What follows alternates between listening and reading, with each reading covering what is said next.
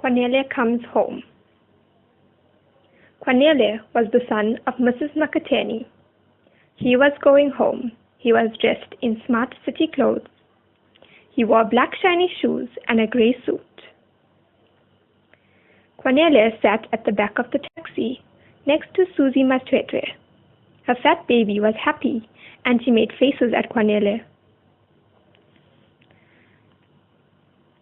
The blue taxi climbed slowly up the hills outside Pietermaritzburg. The driver played loud music. Kwanele sat staring out the window. The tar road ended and the dirt road became very bumpy. All the dust made baby Lindiwe sneeze. Kwanele walked along the winding footpath. The grass looked dry. The cows and the goats were thin. There was very little water in the river. He began to worry. Kwanele looked at the sky. There were no clouds, only the hot sun. Worry entered his head and his heart became heavy.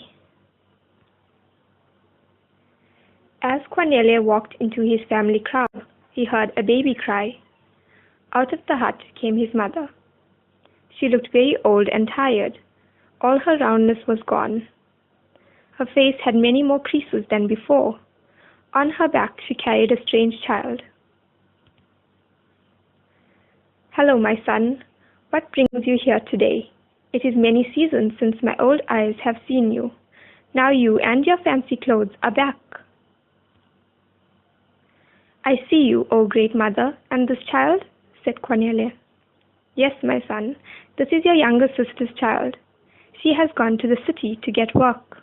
But mother, why has she gone? Why has she left her child with you?" asked Kwanele. "There has been no good rain for 2 years. The animals are dying. The mealies don't grow higher than my knees," explained Kwanele's mother. At that moment, the first raindrop fell. They took the rain as a sign from the ancestors. The raindrops were like tears that washed the pain away. Kwanele and his mother knew the drought was over. "We will have plenty to eat again," they said. Mrs. Venketsamy looked hard at her son. Nothing escaped her old eyes. Hi, she thought. Her son looked like an old goat. He had no fat and no muscle.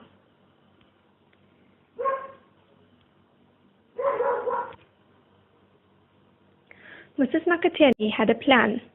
First she must feed him plenty of food and make him healthy and strong.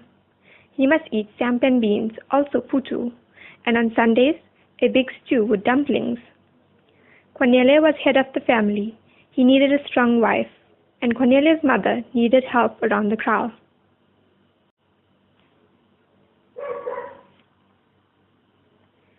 That night, Mrs. Venketsamy sat at the fire and spoke to her son. "Son, it is time you thought about taking a wife. I will ask Mbali to bring me some eggs. When she brings them, you can see her." "Hi, no, not that ugly 13-year-old from the other kraal. I can find a better wife than that," said Kwanele. Kwanele's mother shut her old eyes. She was laughing inside. "Son, she's 18 years old now," but Kwanele wouldn't listen. The next day, Kwanele fixed the fence. The hot sun made his skin shine. He looked up and saw the most beautiful girl. Kwanele decided that his mother was right. It was time for him to take a wife. His heart sounded like a drum, and his feet wanted to dance to the beat. The next day, when the sun was low in the sky, Kwanele came home for food. Next to the fire sat the beautiful Ntombi. "Hello, son," his mother said. "Come and sit by the fire. Meet your old friend Mbali from next door." Kwanele felt like a frog that was stuck in the mud. He couldn't walk. Only his eyes could move. The drum started in his chest. "Welcome home, Kwanele," Mbali said softly.